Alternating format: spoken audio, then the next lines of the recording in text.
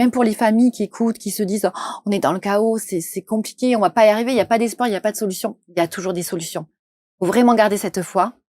Et quand on voit cette famille où tout était terrible pour eux, elle nous a dit, enfin, je pensais que c'était fini, la vie est revenue de suite. Alors je dis pas, voilà, c'est super, il y a des psychothérapies, il y a des choses comme ça. Mais ce que je veux dire, même quand on croit que c'est fini, en quelques heures, en quelques jours, il peut se passer quelque chose à l'intérieur de chaque personne et de faire que la lumière revienne.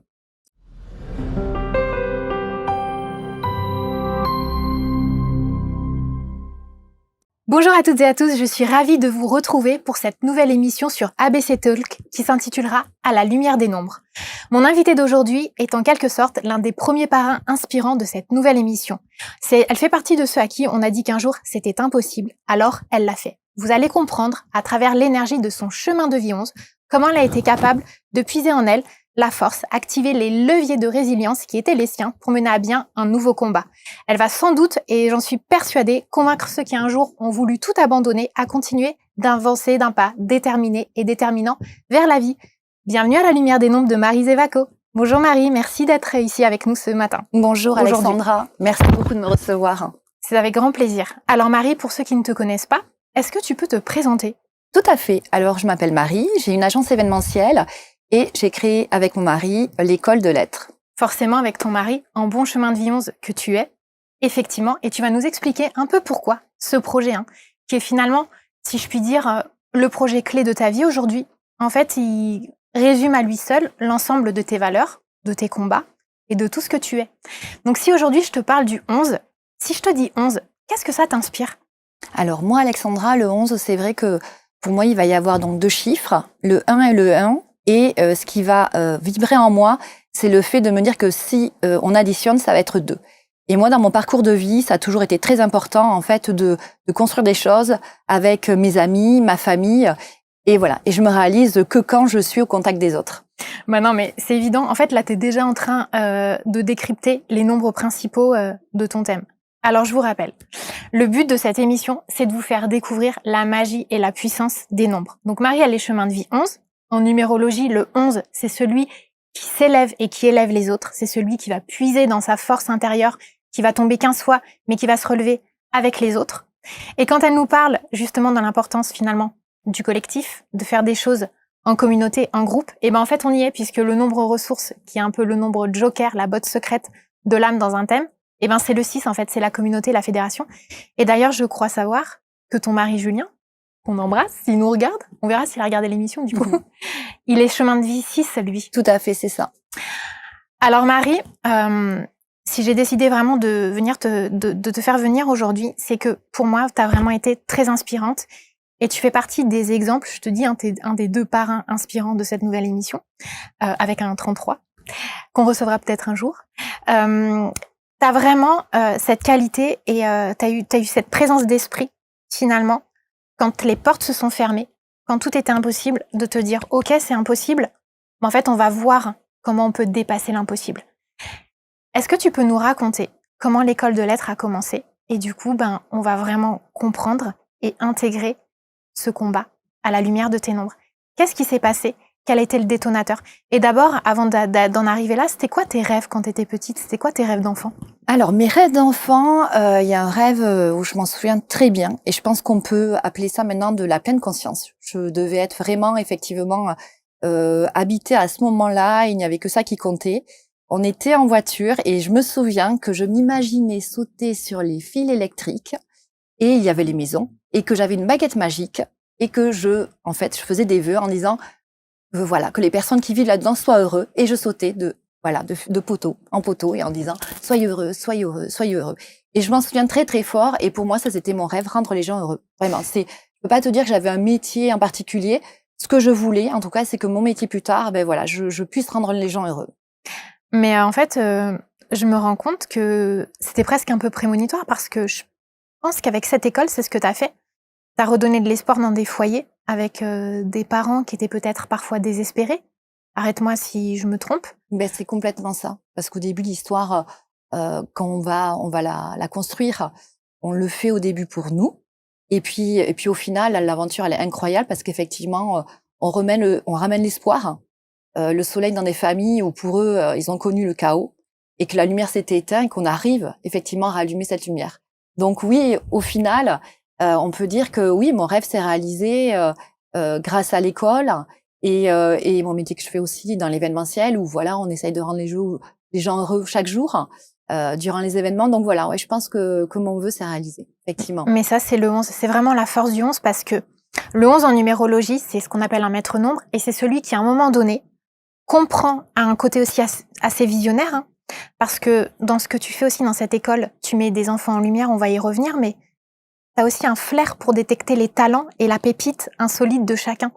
Et le 11, en fait, il fait ça parce qu'à un moment donné, il a été découragé, il redonne de l'espoir et du courage à tous ceux qui les entourent. Alors ça a commencé quand ? Donne-nous quelques dates pour qu'on puisse les éclairer. Alors, ça a commencé en 2020, novembre 2020. Donc, on est convoqué par l'école, la directrice et tous les intervenants qu'on peut avoir. On n'imagine pas quand on a un enfant neuroatypique. Donc, j'ai une petite fille qui est neuroatypique, dyslexique, dyspraxique. Et donc, il faut savoir qu'il y a toujours un entretien 2 fois dans l'année pour faire un suivi. Et effectivement, on nous explique qu'en gros, elle ne pourra pas progresser. Que à 7 ans, voilà, le verdict tombe, que de toute façon, il n'y a que l'Ulysse pour elle, à son âge. Et là, on se dit, waouh, à 7 ans, ma fille a 7 ans, et on est en train de me dire que ça y est, tout est joué d'avance. Et que de toute façon, on ira droit vers l'échec si on refuse l'Ulysse. Et que voilà, il n'y a qu'un seul chemin. Et à ce moment-là, on se dit, mais est-ce qu'on peut accepter l'inacceptable? Donc, on est sorti du rendez-vous assez... comment dire, bouleversé, dans une tristesse profonde, et se dire, est-ce qu'on peut changer les choses? Et donc, j'ai une conversation avec mon père qui me disait, Marie, on ne change pas une institution, soit on y reste, soit on la quitte. Et donc, j'ai pris la décision de la quitter. Génial. Voilà. Et avec mon mari, on était d'accord sur ce point. Et donc, j'ai fait l'école à la maison pour ma fille et on s'est dit, mais quel chemin? Et comme tu le sais, c'est hyper important pour moi, le collectif, et je ne voulais pas que ma fille reste toute seule. Et c'est marrant, c'est un petit peu comme dans un film. 1 mois avant, j'avais une de mes meilleures amies qui m'avait dit, tu sais Marie, aujourd'hui, je ne serais pas magistrate si j'avais fait la totalité de ma scolarité en France. Et j'ai un rêve, c'est de monter une école aux États-Unis. Et quand on prend la décision de sortir Clotilde, je me dis, tiens, souviens-toi, Anne-Cécile, elle t'a dit ça. Et là, j'ai une cliente qui m'appelle et qui me dit Marie, comment ça va? Je lui dis difficile en ce moment. Et donc, je lui raconte l'histoire. Elle me dit mais pourquoi on ne montrait pas une école? Et là, je me dis c'est pas possible, ça revient 2 fois. Donc, c'est des synchronicités. Donc, tu crois au pouvoir des synchronicités. Alors, si je regarde novembre 2020, à ce moment-là, tu étais en train de terminer ton année personnelle 8 et tu étais en train d'aborder ton année personnelle 9. Et le 9, c'est le collectif aussi. Mais c'est le collectif beaucoup plus mûr et beaucoup plus mature du 6. Le 9, c'est aussi l'international, c'est le réseau, et c'est celui qui nous fait comprendre que le don universel, le don inconditionnel de soi, pour soi et pour les autres, va finalement venir semer ces petites graines un peu partout dans le monde. D'ailleurs, on va y revenir, hein, parce que ce projet, il est juste dinguissime. Enfin, c'est une école de fou que tu as mis en place. Mais il y a vraiment l'idée, finalement, de n'avoir aucune limite, aucune frontière, et de ne pas se brimer les horizons. Est-ce que, avant qu'il y ait cette convocation en novembre 2020, tu avais senti le vent tourner? Est-ce que tu avais eu des signes un peu annonciateurs? Est-ce qu'ils t'avaient averti, les enseignants de Clotilde? Est-ce qu'il y a eu des petites choses? Alors, on le sait depuis le départ, c'est compliqué. Quand, en fait, elle avait 5 ans, qu'on nous avait dit il faut qu'elle redouble sa grande section. On ne savait pas que c'était possible de redoubler la grande section. Et là, on s'était dit waouh, mais j'ai jamais entendu ça. Et là, tu te dis pourquoi moi? Pourquoi déjà, c'était déjà très très compliqué. Donc chaque année, on le savait à peu près, mais on avait des fois des enseignants qui étaient formidables et qui vraiment essayaient de s'adapter à l'enfant. Et puis le Covid est arrivé et là, ça a été génial parce qu'on a pu faire l'école à la maison, on l'a vu progresser. Et l'enseignante m'avait dit à la fin de l'année, mais Marie, c'est extraordinaire les progrès qu'elle a fait. Donc en fait, il y a eu un cheminement et le Covid a été positif parce que je me suis dit, oui, en fait, quand c'est adapté, elle progresse. Donc voilà, donc oui, on a été toujours alarmés et effectivement, chaque étape ont permis de nourrir, je pense, cette décision qu'on allait prendre après. Mais souvent, l'année personnelle 8, tu sais, c'est des années où on ne le sait pas encore, mais on va devoir livrer certains combats. Sauf que la puissance du 8, c'est le triomphe face à l'adversité. c'est l'ambition. Incroyable, ça je savais pas. Et c'est l'appui aussi des ancêtres.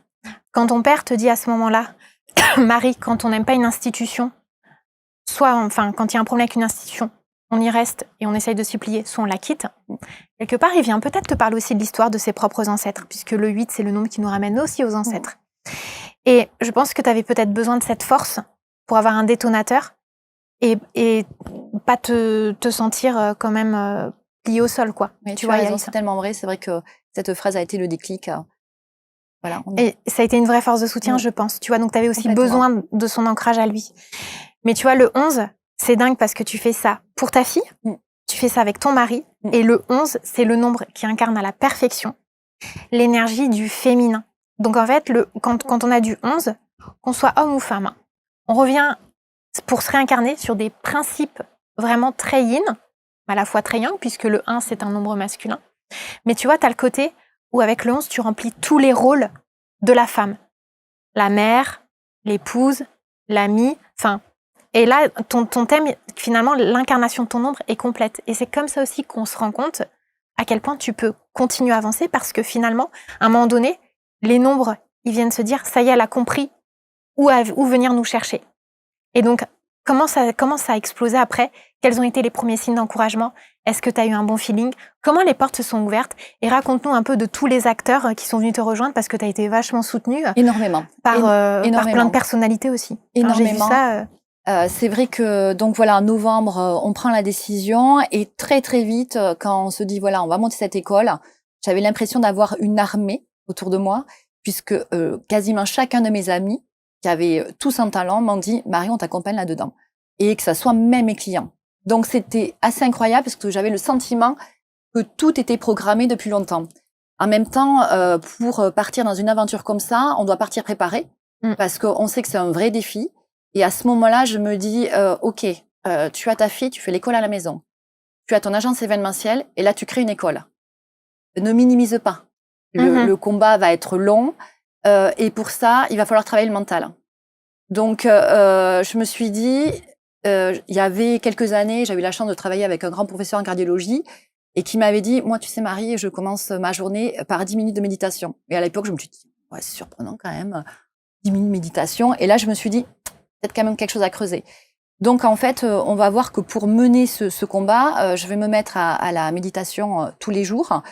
Voilà, minimum 10 minutes par jour, parce que je vais travailler mon mental, je vais travailler mon corps, et après, je vais me mettre au yoga yin. Donc, il y a une préparation mentale. Donc, une fois qu'on a la préparation mentale, voilà, on passe tous les appels, et là, ça y est, c'est génial. Ça se dessine. On a une commission donc pédagogique avec l'enseignante Manon, qui est aujourd'hui la directrice. Oui. On a la chance d'avoir l'ancienne proviseure donc collège et lycée et qui était une des plus jeunes proviseurs de France à nous accompagner dans ce projet. Marie, une enseignante que j'avais pour le plus petite qui nous accompagne. Donc voilà, le projet pédagogique, il est en train d'être monté. La commission juridique avec les avocates, notre amie qui est magistrate. Bon voilà, tout se dessine. Donc tout est formidable. Pour nous, c'était aussi très important l'ouverture sur l'international. Donc voilà. Donc ce que tu disais, je comprends pas mal de choses, même si c'était pas conscient. Et Anne-Cécile, en fait, nous permet de justement rentrer en contact avec des professeurs américains. Donc on va pouvoir échanger avec eux et aussi avec l'Estonie, avec l'école Emilio School. Et donc on va pouvoir voir qu'est-ce qui se passe chez eux, qu'est-ce qui fonctionne. Et on se rend compte qu'on n'est pas sur le même continent, mais ils ont tous le même discours. C'est-à-dire que notre classe est une communauté. On s'adapte à l'enfant. Et surtout, on fait des activités artistiques, sportives, parce qu'il y a toujours un domaine où l'enfant va se révéler. Et quand il se révèle, ça va tirer les résultats vers le haut. Et là, on se dit, OK, génial, là, on a la clé, ça, on le garde. Et donc, au début, on se dit, mais c'est facile, on a trouvé quasiment tous les intervenants, mais on a quand même le local à trouver. Ah, ça, c'était les défis, les challenges, non? Voilà. Et c'est là où ça devient très difficile.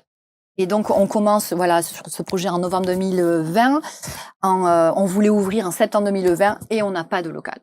Alors, on a un budget, on veut rester en hypercentre et j'ai une amie qui me dit Isabelle, Marie, te faut une maison au Buscat. Alors, pour les Toulousains, ceux qui connaissent, ils savent que le Buscat est un quartier quand même très prisé. Et je lui dis, mais Isa, on n'aura jamais le budget au Buscat. C'est impossible.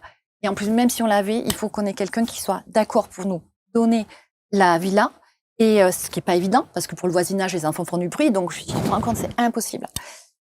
Donc en fait, on trouve pas la maison, on peut pas ouvrir, alors que c'est très frustrant parce qu'on a tout, on a vraiment toutes les ressources humaines. Et puis septembre 2020, ben on n'ouvre pas. Et puis on n'ouvre pas en octobre 2020. Et en octobre 2020, le 14 octobre 2020, je te donne la date, 2021. Là, on fait une soirée, puisque je m'occupe aussi d'un club d'entreprise, et on fait une soirée, c'est l'anniversaire du président et mon anniversaire aussi, donc c'est le 14 octobre 2021, et on me fait parler de ce projet, je dis, écoutez, je sais pas si je vais y arriver, quoi.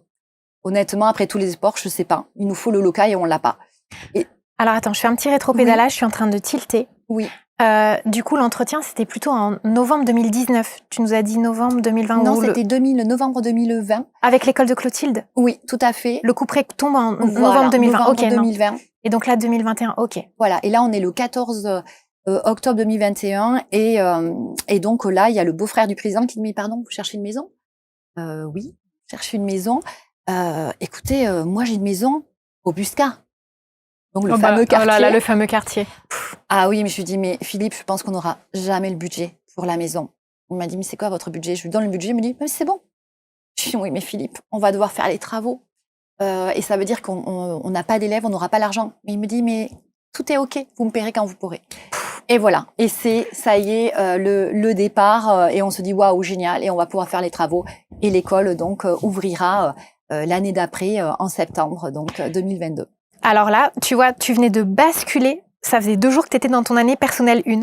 Donc, tu vois, et souvent on dit, tout ce qu'on commence en année personnelle 9 finit toujours par avorter prématurément. Donc vous, quand vous faites vos petits calculs à la maison, et ça veut pas dire qu'il faut que vous arrêtiez de faire ce que vous avez à faire en année personnelle 9. Non, ça veut dire qu'il faut que vous consolidiez et que vous continuiez à vous ouvrir.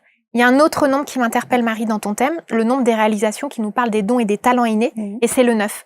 Donc, quand tu arrives en année personnelle 9, tu décides de mettre en place cette école, mais en fait, tu es en train finalement d'incarner et de faire venir à toi des événements qui sont en parfaite résonance avec ce qui vibre, ce qu'il y a de plus beau en toi, puisque ton nombre des réalisations, c'est les acquis des vies antérieures. Moi, je crois au principe de réincarnation, c'est évident pour moi, sans vouloir faire de prosélytisme.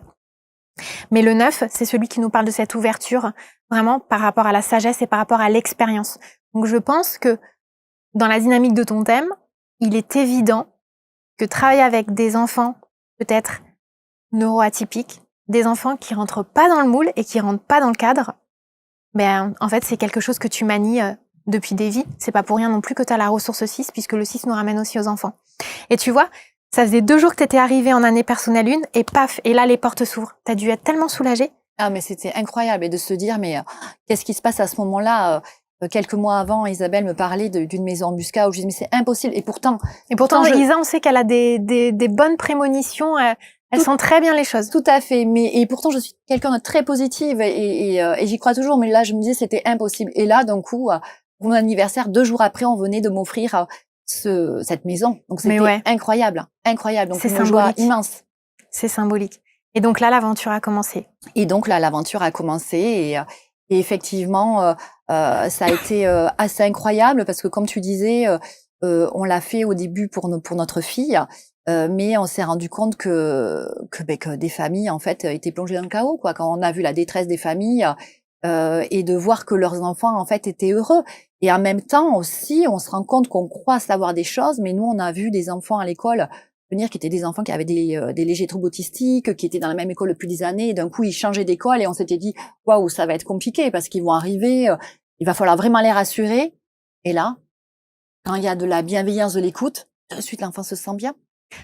Aujourd'hui, les enfants qui présentent une différence neuroatypique, les enfants en fait que tu accueilles, est-ce que tu sais à peu près c'est combien en pourcentage, ça représente combien en France et les milieux scolaires, est-ce qu'ils sont vraiment adaptés? J'ai pas les chiffres précis. En plus, ça grossit chaque année. On a de plus d'enfants diagnostiqués, dyspraxiques, dyslexiques, plus les hauts potentiels, les TDAH, ça grossit de plus en plus. Et non, aujourd'hui, on a un système qui est vraiment pas adapté, qui ne laisse pas aux enfants le temps de développer ses capacités. Et c'est terrible. Et j'ai échangé avec la présidente de la P10, Madame Charnet, qui nous disait, il y a de ça 10 ans, c'était même beaucoup mieux. Là, aujourd'hui, c'est vrai que ça se dégrade. Donc, et c'est pour ça qu'on a autant de familles qui viennent nous voir et qui sont en détresse. Donc, et pourtant, il suffit pas de grand-chose. Il suffit effectivement d'adapter l'enseignement. Après, avec le recul, même si j'ai eu beaucoup de violence et beaucoup de colère envers la directrice et suite à cette réunion du mois de novembre, au final, est-ce qu'elles avaient tort? Est-ce que ma fille pouvait s'en sortir effectivement dans ce système-là où ils auraient été 30 par classe, où elle aurait été de côté? Au final, il y avait du vrai aussi. Donc voilà, ce qui est dur aujourd'hui, c'est de se dire qu'effectivement tous les enfants n'ont pas cette chance, parce que nous aujourd'hui, ils ont une chance incroyable, voilà, d'avoir des enseignants hyper bienveillants. Ils travaillent aussi déjà sur le développement personnel. J'ai travaillé avec eux sur les multi-intelligences, parce que j'ai fait une formation aussi dans ce domaine-là, et c'est incroyable. Ils sont hyper contents de découvrir les talents qu'ils ont, parce qu'ils disent ah non mais attends, j'ai cette intelligence, mais je savais pas qu'il y en avait autant d'intelligence, et ça c'est génial. Et ça aussi, ça leur donne confiance en eux. Alors moi, j'ai eu la chance de venir vous rendre visite. C'est vrai que c'est assez incroyable la manière que vous avez de fonctionner. Vous êtes un peu sur le même mode de fonctionnement que les pays nordiques, où on met la gomme le matin sur les matières français, maths, histoire, géo et tout. Et l'après-midi, c'est des activités, quoi. Comment tu choisis les activités? Est-ce que c'est les passions des enfants? Est-ce que c'est toi qui as le flair? Est-ce que c'est toi qui as l'instinct de dire ça va plaire, ça va pas plaire? C'est quoi en fait une journée typique à l'école de lettres? Comment ça se passe? Alors, pour répondre à tes questions, je pense que j'ai réagi beaucoup à l'instinct. Et comme tu disais, j'ai su trouver chaque personne, chaque petite pépite. Et j'ai aimé dire que notre directrice, c'était le diamant de l'école et l'école, c'est une crème. Et en fait, voilà, je marche beaucoup à l'instinct. Et les enfants, je me suis dit, bon, ok, le théâtre, c'est indispensable. Ça, c'est sûr. La musique aussi. Alors, la musique, je me suis posé la question, est-ce qu'on va faire quelque chose de très classique? Et on est parti sur du gospel. Tu connais, voilà, mon goût pour le collectif. Il y a quelque chose de très vibratoire dans le gospel. Et quand ils se mettent à chanter tous ensemble, c'est extraordinaire. Donc, en fait, ils font du théâtre, du gospel. Tu connais aussi mon amour pour les animaux. Et l'animal est tellement réconfortant. Donc, ils font aussi l'équithérapie. Et c'est grâce à ça qu'on a pu se rencontrer. Donc, ils font l'équithérapie. Ils font aussi de la danse. Donc, danse, théâtre, équithérapie, gospel. Et la journée type, c'est le matin, enseignements généraux. L'après-midi, on bascule sur des activités plutôt artistiques et notamment les langues aussi, qui vont demander, parce que nous, on apprend vraiment aussi en stimulant l'élève par le biais des jeux. Donc, il y a les langues. Et puis après, voilà, danse, théâtre et la place à l'expression. C'est hyper important. Ouais, c'est très éclectique. C'est quoi les miracles que tu as vus quelque part, j'ai presque envie de parler de saut quantique chez certains enfants. Qu'est-ce qui t'a Alors, ce qui est assez interpellé? Ce qui m'a interpellée, alors c'était cette année, parce qu'on a des enfants effectivement qui sont vraiment en rupture et sociale même, qui ne pouvaient plus interagir avec les autres personnes. Donc j'ai l'histoire d'un petit garçon qui était phobique, que tu connais, et donc c'était très très dur déjà de le faire revenir à l'école. Donc ça, voilà, ça s'est passé. Mais ce qui était dur, c'était de le faire revenir en classe. Alors dès qu'un enfant éternuait, il faisait une crise d'angoisse, il devait sortir. D'accord. Donc, il était très souvent dans le bureau de la directrice et on s'est dit, oh là là, mais c'est terrible, on va jamais y arriver. Et en mois de janvier, c'était toujours compliqué. Février, on prépare notre soirée mécène et là, on a Sid Fouad, qui est un grand graffeur toulousain, un grand artiste qui nous soutient et qui nous fait don d'une toile. Et la directrice pose la toile dans le tableau et l'enfant dit, mais Manon, mais comment ça se fait qu'il y ait cette toile? Mais c'est la toile préférée, c'est ma toile préférée et c'est mon artiste préféré. Et ben, elle dit, mais non, mais écoute, c'est le hasard, il va nous soutenir pour la soirée mécène, ah bon? Et là, il y a quelque chose d'intéressant qui va se passer. Ça va lui donner déjà beaucoup de joie, il est hyper content, ce qui fait que la prof de français vient le voir à ce moment-là, elle lui dit, est-ce que tu veux venir en classe, Lou? Oui, ok, il vient en cours et il arrive à faire les 2 heures. Alors pour nous, c'était déjà une super victoire. Et l'après-midi, il va venir au gospel. Et là, il y a quelque chose qui va se passer encore, où il va y avoir une énergie. Est-ce qu'on peut parler d'une flamme qui s'est rallumée? Il y a quelque chose qui se rallume. Et il vient me voir le lendemain, il me dit, Marie, je veux venir à la soirée mécène. Et je lui dis, mais Lou, tu sais que c'est quand même, il va y avoir 200 personnes, il y a beaucoup de monde. Il me dit, non, mais c'est pas grave, je veux venir. Vraiment, j'ai pris beaucoup de bonheur. Là, j'ai pu chanter. Et là, on se dit, ok, génial. Et à partir de là, il va revenir tous les jours en classe. Waouh. Le Sid Fouad va lui faire un petit message en direct d'Orlando pour dire « Salut Lou, c'est Sid Fouad, on se revoit très bientôt parce que tu sais quoi, je vais venir graffer le mur de ton école. » Et là, je vois sa mère, l'après-midi, qui vient me voir et qui me dit « Écoutez Marie, je ne sais pas ce qui se passe dans cette école. Comment est-ce possible que cet artiste est arrivé là? Il faut savoir que mon fils a fait une très, très grave dépression et que la seule chose qui le sortait de sa dépression, c'était les œuvres de Sid Fouad. Alors de me dire qu'aujourd'hui, il a cet artiste qui va venir graver le mur de l'école, elle me dit, c'est quoi? Je lui dis, écoutez, je peux pas vous dire. Il y a quand même des choses qui sont comme ça assez incroyables. Et c'est pour dire qu'au final, même pour les familles qui écoutent, qui se disent, oh, on est dans le chaos, c'est compliqué, on va pas y arriver, il n'y a pas d'espoir, il n'y a pas de solution. Il y a toujours des solutions. Il faut vraiment garder cette foi. Et quand on voit cette famille où tout était terrible pour eux, elle nous a dit, enfin, je pensais que c'était fini, la vie est revenue de suite. Alors je dis pas, voilà, c'est super, il y a des psychothérapies, il y a des choses comme ça. Mais ce que je veux dire, même quand on croit que c'est fini, en quelques heures, en quelques jours, il peut se passer quelque chose à l'intérieur de chaque personne et de faire que la lumière revienne. Exactement. Et ça, je crois que c'est le plus gros apprentissage que j'ai eu dans cette école. Non, mais c'est dingue. Enfin, l'univers, en fait, était déjà à l'œuvre, tu vois. Enfin, c'est incroyable. On peut se poser de vraies questions. Et c'est vrai qu'on en a beaucoup. On a beaucoup d'histoires comme ça où on pourrait se dire, si on analyse, parce que moi aussi j'ai analysé, qu'est-ce qui fait que des fois on se dit oui, mais c'est parce qu'ils vont rien lâcher. Et c'est pour ça qu'au bout, oui, quand on se met dans l'action, effectivement, on a des choses. Et dès qu'on se met dans l'action, les choses se passent. Mais là, en l'occurrence, on ne savait pas qu'il aimait Sid Fouad. Donc là, il y a une partie qui ne nous appartient pas, en tout cas. Ouais. Ok, on est dans l'action, mais ça nous appartient pas. Et en fait, ça a dû vraiment t'encourager pour te dire finalement que t'étais sur la bonne route, quoi.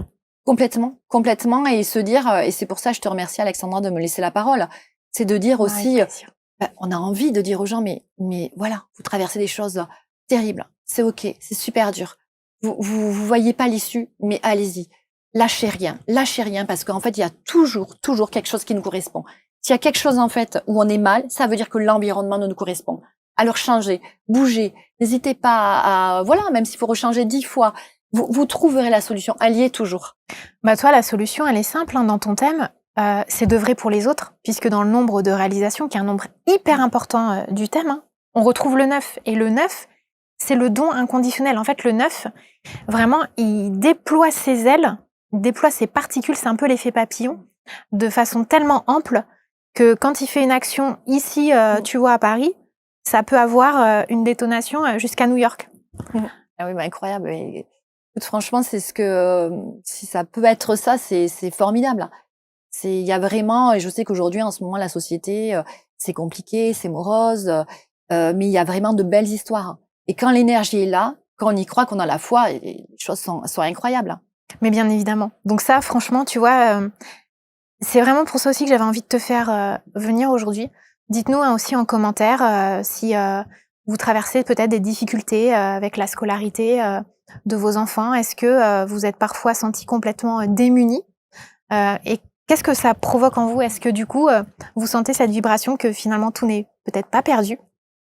Mais c'est pour ça que j'avais envie vraiment de te faire venir aujourd'hui parce que je pense qu'effectivement aujourd'hui, c'est très très difficile de faire bouger les lignes d'un système, mais c'est pas impossible. Et c'est la valeur et la force du collectif qui va venir justement donner une nouvelle impulsion. Alors, bon, on a l'école de lettres à Toulouse, mais est-ce qu'il est prévu qu'il y ait d'autres écoles de lettres en France? Alors, on nous a déjà contacté, effectivement, Alexandra. On nous a contacté du côté du Nord-Pas-de-Calais, du côté du Pays Basque. Là, on attend encore. On est dans la 2e année. On va ouvrir. Ça sera la 3e année. Et tu imagines, il y a tellement de choses à faire. Et puis nous, pour chaque enfant, on fait tellement d'activités. Ils ont été faire dernièrement baptême de l'air avec Rêve de gosse et on est soutenu par la fondation d'Antoine de Saint-Exupéry. Donc voilà, on a tellement d'activités, mais effectivement, on n'a pas envie que ça s'arrête à Toulouse et voilà et continuer cette aventure. Tu vois, c'est drôle parce que quand t'étais petite et que tu passais avec ta baguette magique là au-dessus des poteaux électriques et tu disais tiens que cette maison soit heureuse, cela. En fait, t'es un peu la petite fée. D'ailleurs, Marie, tu ressembles un peu à une petite fée. Alors, c'est rigolo que tu me dises ça parce que quand j'ai commencé mon métier dans l'événementiel, mais quasiment tous mes clients, donc qu'ils le sachent, m'appelaient la petite fée. Ils me disaient ah tu es notre petite fée et c'était très rigolo. Je me disais c'est incroyable. Ça rejoint ce rêve où vraiment, comme je te disais, je sais ce que c'est maintenant, c'est de la pleine conscience. Donc je ne sais pas si je suis une petite fée, mais en tout cas, voilà, je suis animée pour rendre les gens heureux et c'est ce qui m'anime. Non mais ouais, mais tu vois, t'incarnes ton rôle à la perfection, quoi. Du coup, c'est quoi les projets de Marie Zévaco et de l'école de lettres en 2024 au cœur de ton année personnelle 3? Alors, j'allais dire je pense. Non, mais c'est sûr. En 2024, à la rentrée, pour les enfants, en tout cas, ça sera plus travailler l'après-midi, effectivement, sur le développement personnel, sur les talents, l'empathie, travailler sur ces forces qu'on a en nous et qu'on travaille beaucoup trop tard. Oui. Il faut vraiment apprendre effectivement à les travailler très tôt parce que ça va permettre effectivement de les aider dans leur parcours. Donc ça, passer plus de temps avec eux pour vraiment leur retransmettre ça. Moi, après, personnellement, comme je te disais, j'ai vraiment fait un travail sur moi et cette aventure a été une aventure humaine mais aussi spirituelle. Même si le terme des fois me gêne un peu parce que c'est vrai que spirituel, on y met un petit peu tout. Mais pour moi, ça a été un vrai cheminement intérieur. Donc, chaque jour, comme je te disais, j'ai pu méditer. Et depuis 1 an, je pratique aujourd'hui du yoga et du yin yoga tous les jours. Ouais. Et j'avais vu déjà, moi, dans mes groupes, dans l'événementiel, les miracles que ça pouvait faire sur les personnes. C'est-à-dire que des fois, il y en avait qui arrivaient avec des mal au dos et ils ressortaient de la séance, ils disaient « Ah, c'est incroyable, je n'ai plus mal au dos ». Donc, en fait, moi, mon autre défi personnel, c'est effectivement, là, je fais une formation avec Coraline Glo, qui est sur Toulouse, qui est une super formatrice et enseignante de yoga, pour être professeure de yoga en yoga yin, c'est trop bien. Et pouvoir accompagner des personnes qui ne sont pas initiées au yoga et qui ont besoin de se retrouver, d'éliminer aussi des choses qu'elles ont intérieurement. Et on ne peut pas en fait se libérer psychologiquement si on ne travaille pas le corps. Pour moi, les deux sont associés. Si on veut se libérer, si on va être bien, si on veut affronter le stress du quotidien, il faut travailler son corps aussi. Il faut pouvoir faire circuler cette énergie. Et Dieu sait si cette énergie, on en a besoin pour dans notre vie, pour mener nos projets à bien. Donc, mon prochain défi, c'est effectivement accompagner quelques personnes sur du yoga yin et de continuer bien évidemment à développer cette école et la faire connaître et à faire que les enfants réalisent leurs rêves. Puisque voilà, ils sont déjà 2 dans l'école à avoir réalisé leurs rêves. Et comme disait Aurélien, il aime bien dire, on écrit l'histoire de notre école. Ils sont créateurs de leur vie déjà. Ils sont responsables de leur vie et de leur école. Donc c'est génial. Donc ils nous emmènent sur des beaux projets que tu connais déjà. Oui, voilà, quelques-uns. Quelques-uns. Pas tous, mais tu quelques-uns. Qui est effectivement l'écriture dont tu es en charge. Donc on a une chance incroyable de t'avoir. Que tu es vraiment talentueuse. Parce que c'est pas moi qui ai de la chance de vous avoir. Parce que moi, je peux vous dire, hein, pour avoir mis les pieds dans cette école, mais à chaque fois, on ressent la vibration, mais c'est incroyable ces enfants-là. Enfin, c'est assez bouleversant. C'est vrai que c'est fou ce que tu me dis ça, parce que c'est vrai que beaucoup d'intervenants en fait ont eu une émotion quand ils sont venus. On a vu Vincent Clair, Michel Saran qui est venu, tout à fait. Fabien. Après on a beaucoup de chance aussi. On a Eyal qui est le parrain de l'école, qui est un chanteur toulousain qui est incroyable, qui donne beaucoup pour les enfants. Oui, parce qu'effectivement on a une présentation métier tous les mois.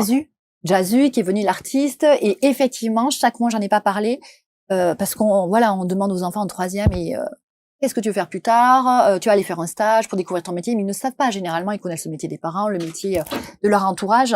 Et donc, une fois par mois, nous avons un professionnel qui vient rencontrer les enfants, parler de son métier. Et on a eu effectivement la chance d'avoir Michel Saran, Vincent Clair, l'artiste Jazu, toulousain, voilà, et bien d'autres, puisque c'est une fois par mois.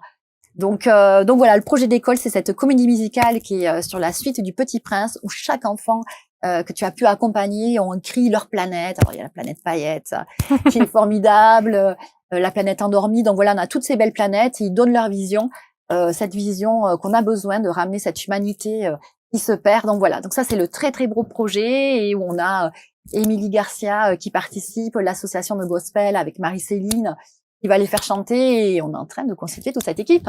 Mais tu vois, t'es en plein cœur de ton année 3 en 2024, et tu vois, le 3 c'est l'interaction sociale, c'est les amitiés, c'est la communication.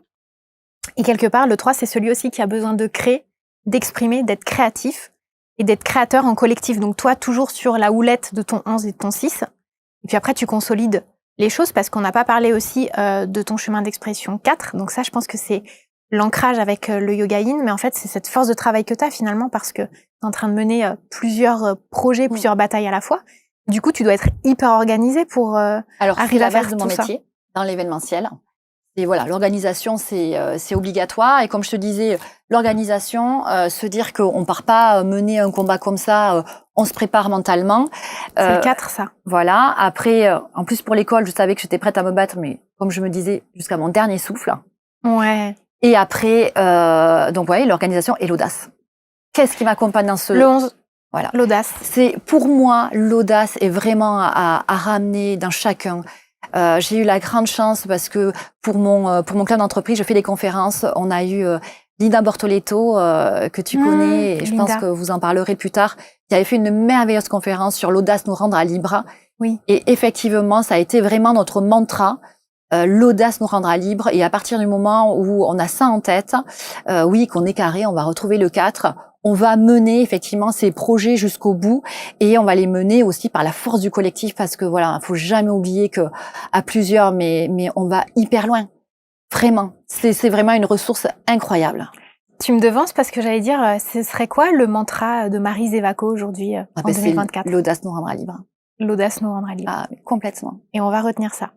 Est-ce que, avant qu'on conclue, tu aurais envie de nous donner un petit mot de la fin, Marie?